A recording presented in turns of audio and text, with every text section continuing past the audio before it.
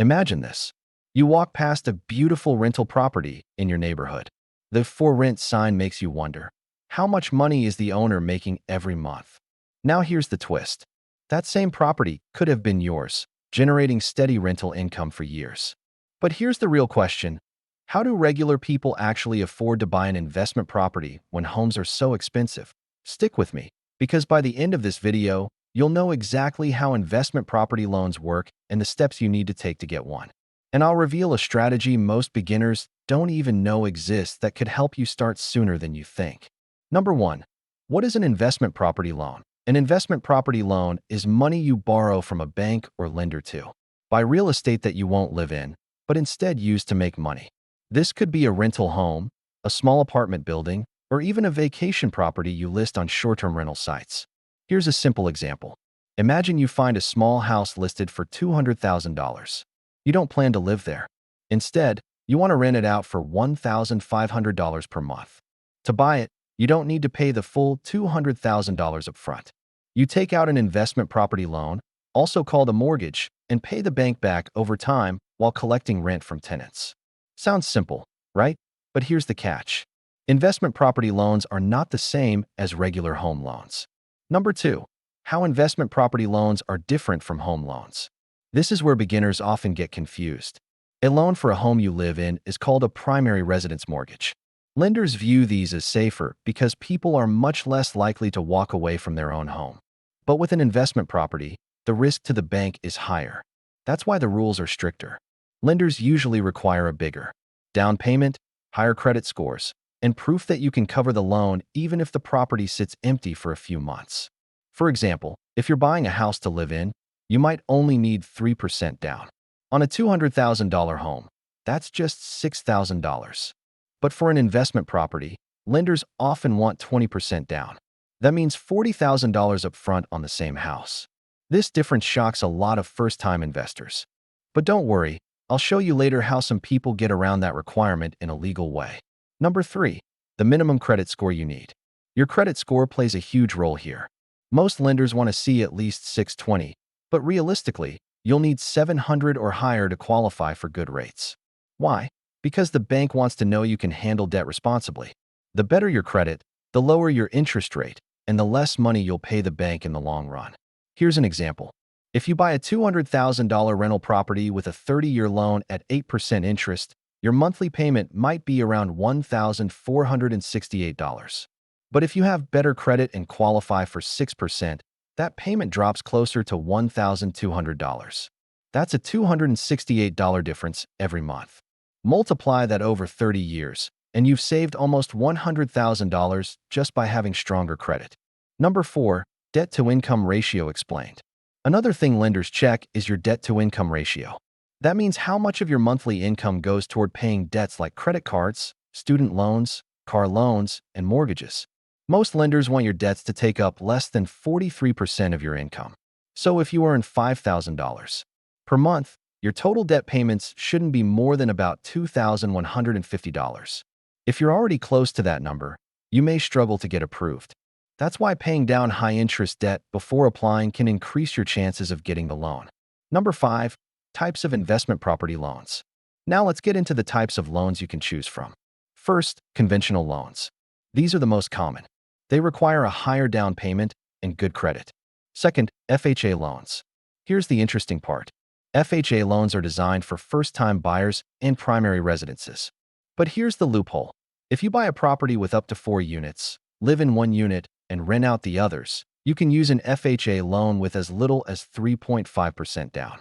This is called house hacking.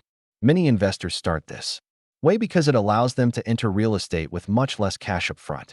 Third, VA loans. If you're a veteran or active military, you might qualify for a VA loan with 0% down. And just like with FHA, you can buy up to 4 units, live in one, and rent out the rest.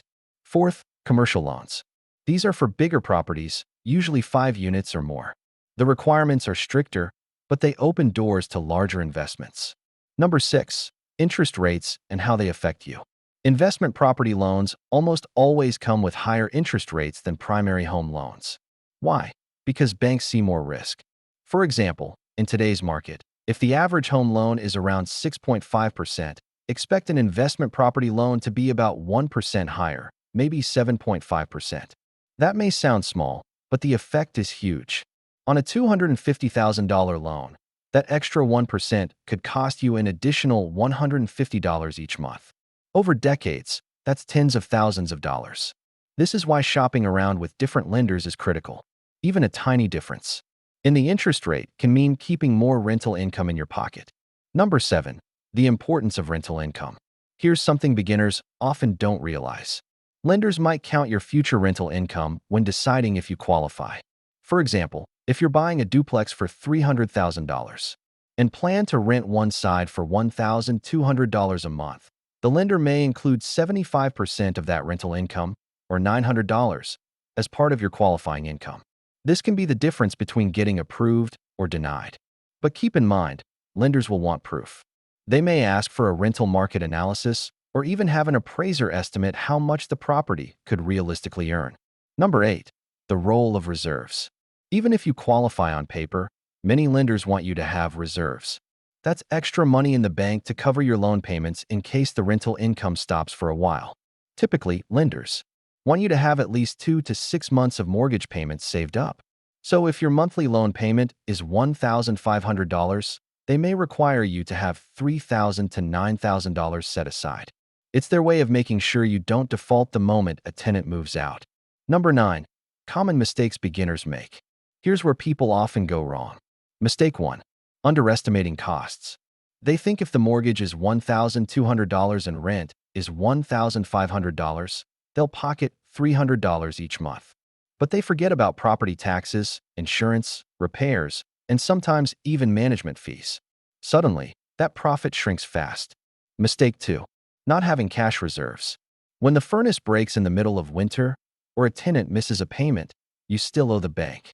Many new investors get caught off guard and run into financial trouble. Mistake 3. Overpaying for a property. Just because a house looks nice doesn't mean it's a good investment. Always check the numbers first. Number 10. How to prepare before applying. If you want the bank to take you seriously, here's what to do. Step 1. Boost your credit score by paying bills on time, lowering credit card balances, and avoiding new debt. Step 2. Save aggressively for your down payment. The bigger your down payment, the less risky you look to lenders. Step 3. Organize your finances. Gather tax returns, pay stubs, bank statements, and a list of your debts. Banks will ask for all of this. Step 4. Do your homework on the property. Research the neighborhood, rental demand, and potential expenses. Lenders are more likely to approve if the property makes sense financially. Number 11. A beginner-friendly strategy to get started.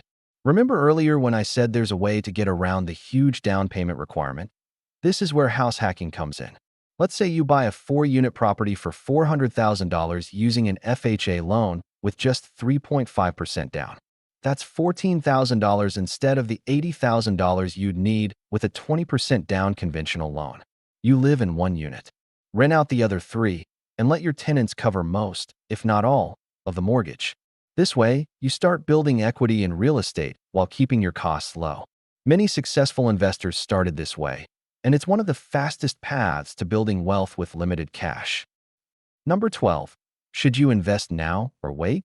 This is the million-dollar question. Interest rates are higher today than in past years, which makes loans more expensive. Some beginners feel like waiting is safer. But here's the truth. The right time to invest is when the numbers make sense. If the rent covers the expenses and still leaves room for profit, it doesn't matter if rates are high. You can always refinance later if rates drop. For example, if you buy a duplex today and your tenants cover 90% of the mortgage, that property is working for you every single month. Waiting might only mean paying more later if property values rise. Number 13. Understanding. Loan-to-value ratio. The loan-to-value ratio, also called LTV, is how much you borrow compared to the value of the property. For example, if you buy a house worth $250,000 and borrow $200,000, your LTV is 80%. Lenders prefer lower LTVs because it means you have more equity in the property. The lower your LTV, the safer the loan looks to the bank, and the better the loan terms you can get. Number 14. Fixed rate versus adjustable rate loans. When getting a loan, You'll usually choose between a fixed-rate mortgage or an adjustable-rate mortgage. A fixed-rate loan means your interest rate stays the same for the entire loan term, which makes your monthly payments predictable. An adjustable-rate loan may start with a lower interest rate, but it can change over time. This can be risky if rates go up, but some investors use adjustable rates when they plan to sell or refinance quickly. Number 15. How property location impacts approval. Lenders don't just look at you, they also look at the property itself. A property in a stable neighborhood with strong rental demand is less risky to the bank. If you're trying to buy in an area with high vacancy rates or declining property values, lenders may be stricter or even deny the loan.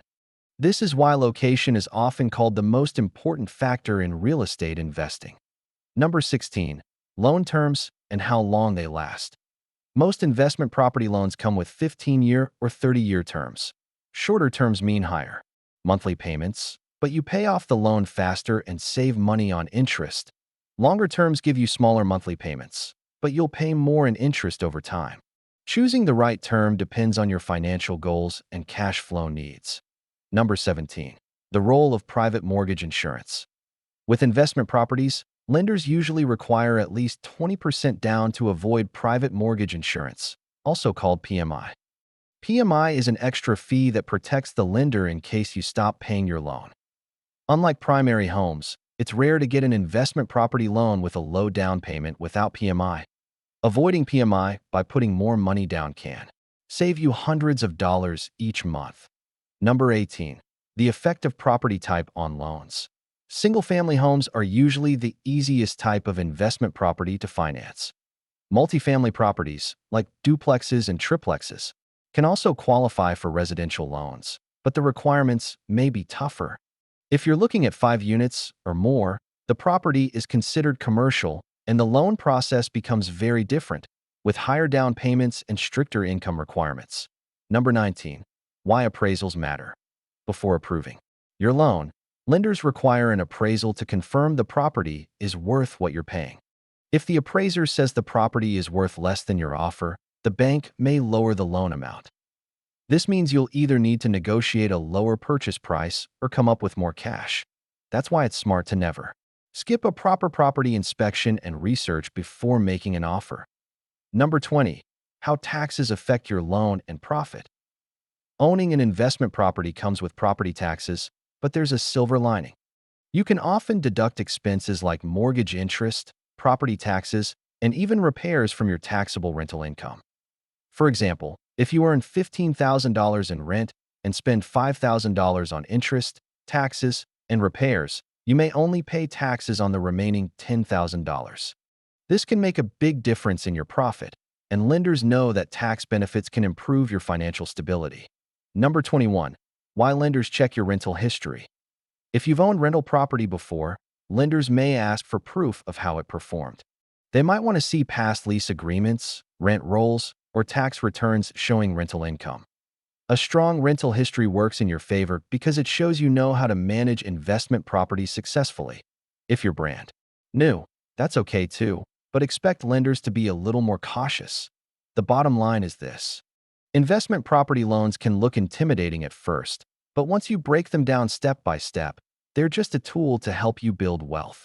Yes, they require higher down payments, stronger credit, and more preparation, but the payoff is worth it. Rental properties can provide long-term income, equity growth, and even financial freedom if you play your cards right. Now here's a question for you. If you had the chance to buy your very first investment property today, would you go for a single-family rental, a duplex, or would you try house hacking with a 4-unit building?